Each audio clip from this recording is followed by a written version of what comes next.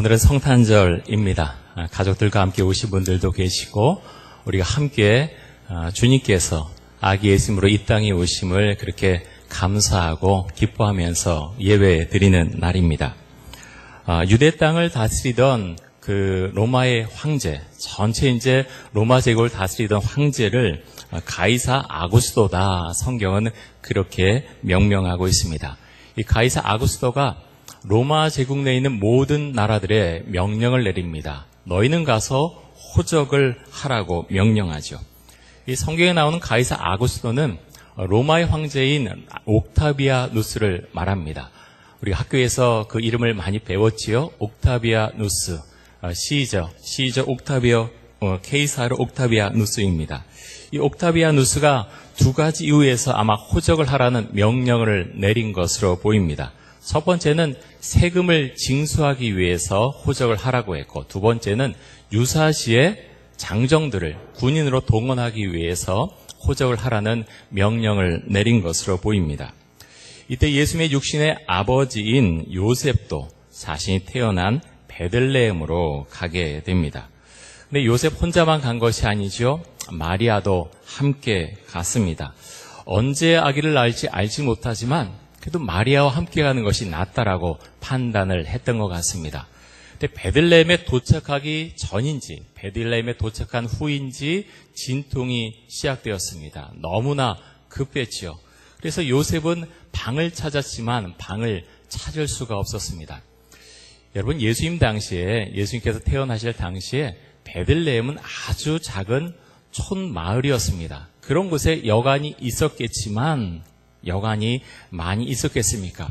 사람들이 갑자기 몰려들어서 방이 없었을 것입니다. 근데 급하게 아기를 낳아야 돼서 그렇게 방을 얻다가 얻지 못해서 마구간을 얻게 되었습니다. 예수님께서 마구간에서 태어나셔서 구유에 누워 계셨습니다. 여러분, 구유가 무엇입니까? 구유는 가축들의 먹이통이지요. 아마 말이나 소가 여물을 먹던 그 먹이통이었을 것입니다. 거기에 예수님께서 누워 계셨다고 하는 것입니다. 누가복음 2장에 보면 여러 번에 걸쳐서 예수님께서 구유에 누워 계셨다라고 말씀을 합니다. 자, 누가복음 2장 7절에 보면 이렇게 말씀합니다. 첫 아들을 낳아 강보로 싸서 구유에 뉘었으니 이는 여관에 있을 곳이 없음이러라. 자, 아들을 낳아서 강보에 싸서 구유에 뉘었다라고 말씀하고 있고요. 이어서 12절에도 보면 이렇게 말씀합니다. 이 12절은 천사가 목자들에게 예수님께서 어떤 모습으로 계시는지 알려주신 말씀인데요. 12절입니다. 베들레헴 에브라다야, 너는 유다, 이 말씀 아니죠? 너희가 가서 강보에 쌓여 구유에 뉘어있는 아기를 보리니 이것이 너에게 표적이니라 라고 했습니다. 자, 강보에 쌓여서 구유에 뉘어있는 아기를 보일 것이라고 말씀하고 있고요. 16절에도 이어서 보면 이제 목자들이 마구간 구유에 뉘어있는 예수님을 찾아가는 장면인데 이렇게 말씀합니다. 자, 빨리 가서 마리아와 요셉과 구유에 누인 아기를 찾아서 그랬습니다. 자, 누가복음 2장에서 예수님께서 구유에 누워 계시다 세 번이나 계속해서 말씀하고 있습니다. 결코 우연이 아니라는 거죠. 아주 중요한 의미를 담고 있기 때문에 예수님께서 구유에 누워 계시다 세 번이나 반복해서 말씀하고 있습니다. 예수님께서 베들레헴 마구간에서 태어났을 때 동방박사들이 멀리서부터 와서 예수님을 경배하고 또 세 가지 예물을 드렸습니다. 그때 예수님께 그런 예물을 드린 건 아니지만 정말로 축하하고 찬양하던 사람들이 있었는데 누굽니까? 오늘 우리가 본문에서 읽은 목자들입니다. 목자들이 밤새 양을 돌보고 있다가 천사들의 그 말씀을 듣고서 음성을 듣고서 예수님에게 가서 축하를 드렸습니다.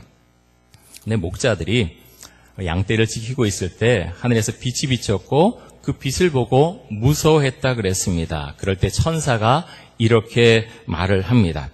누가복음 2장 10절입니다. 천사가 이르되 무서워하지 말라. 보라, 내가 온 백성에게 미칠 큰 기쁨의 좋은 소식을 너희에게 전하노라. 자, 선사가 뭐라고 이야기를 합니까? 말씀 잠깐 보여주십시오. 온 백성에게 미칠 큰 기쁨의 좋은 소식을 너희에게 전한다라고 했습니다. 여러분, 여기서 말하는 큰 기쁨의 좋은 소식이 어떤 소식입니까? 왜 큰 기쁨의 좋은 소식이죠? 자, 11절에 이어서 보면 이렇게 설명을 합니다. 오늘 다윗의 동네에 너희를 위하여 구주가 나셨으니 곧 그리스도 주시니라. 왜 이것이 큰 기쁨의 소식입니까? 구주가, 구원자가 나셨기 때문에, 하나님의 아들인 구원자가 태어나셨기 때문에 이것이 크고 기쁜 소식이다라고 말씀을 합니다. 어제 저녁이 어제가 크리스마스 이브였죠. 어제 청년들과 함께 용산역에 잠깐 나갔습니다. 우리 청년들이 용산역 나가서 그 광장 가서 찬양한다 그래서 함께 잠시 갔습니다. 가서 찬양 불렀습니다. 기쁘다 구주 오셨네, 고요한 밤 거룩한 밤 저들밖에, 그런 찬양 부르면서 함께 좀 찬양했고요.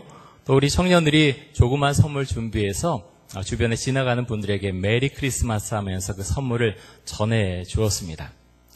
그렇게 오래 하진 않았지만 참 그렇게 광장에서 다니는 사람들을 보면서 찬양하는 것 좀 묘한 기분이 들었습니다. 그러면서 예수님께서 이 땅에 오실 때 정말 많은 사람들이 예수님께서 이 땅에 오신 것 결코 아니었습니다. 일부 사람들만 알고 있었지요.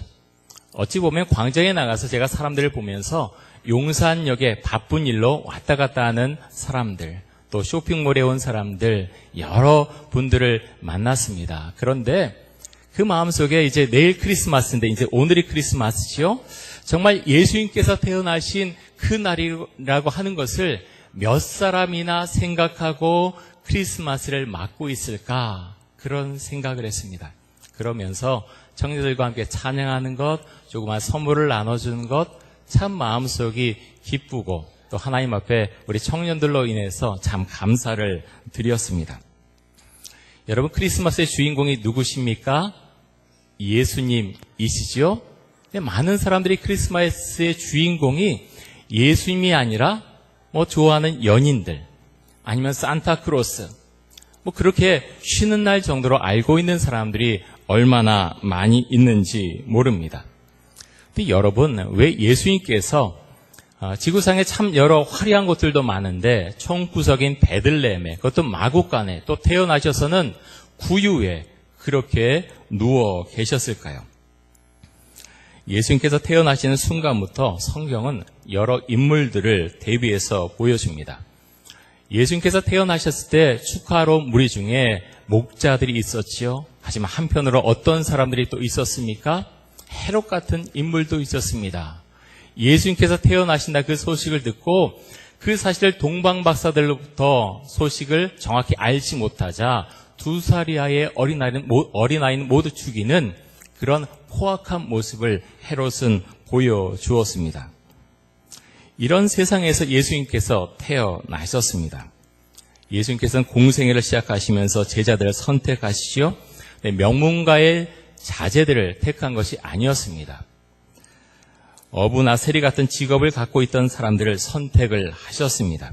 성경에 보면 이런 예수님의 제자들은 바리새인들과 또 대조를 이룹니다. 예수님께서 많은 비유의 말씀을 주셨는데요. 재물과 관련된 그리고 가난한 사람들에 대한 비유를 많이 말씀하셨습니다. 여러분, 어리석은 부자에 대한 비유의 말씀을 알고 계시죠? 어떤 부자가 정말 수확을 많이 했습니다. 엄청나게 부자였고 수확물이 그 해에는 더 많았던 것 같습니다. 이 부자가 걱정합니다. 이 많은 수확물을 어디다가 다 저장을 해둬야 될 것인가? 그렇다. 창고를 더 만들자라고 생각을 합니다. 네, 하나님께서 이렇게 말씀하시죠. 어리석은 사람아, 오늘 밤에 내 생명을 가져가리니 내 많은 수확물이 무슨 상관이 있느냐? 말씀하십니다. 또 성경에 보면 재물이 많은 어떤 청년이 와서 예수님에게 질문을 합니다. 랍비여, 제가 어떻게 하면 영생을 얻을 수 있습니까? 그러자 예수님께서 말씀하시죠. 하나님의 계명을 지켜라 라고 말씀합니다. 청년이 대답합니다. 제가 어렸을 때부터 이 계명들을 다 지켰습니다. 그러자 주님께서 다시 말씀하시죠. 그렇다면 내 재산을 가난한 사람들에게 주고 너는 나를 따라와라 라고 말씀합니다. 성경 뭐라고 말씀합니까? 청년이 근심하며 돌아갔다라고 말씀합니다.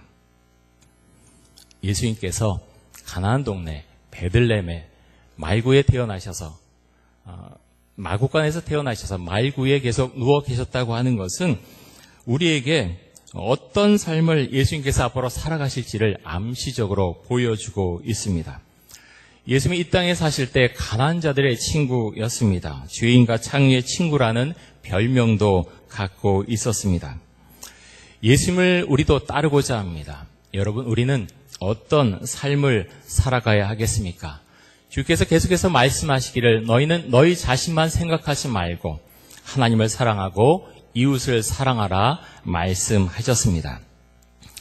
여러분, 예수님께서 태어나신 이 성탄절 우리는 어떤 내용으로 하나님 앞에 기도를 드려야 되겠습니까?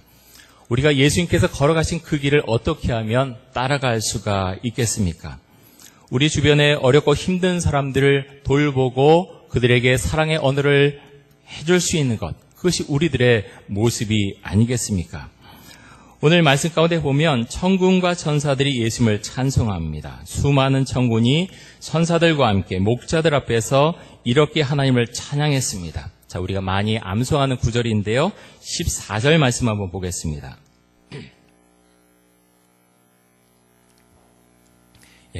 우리 같이 한번 큰 목소리로 같이 한번 읽겠습니다.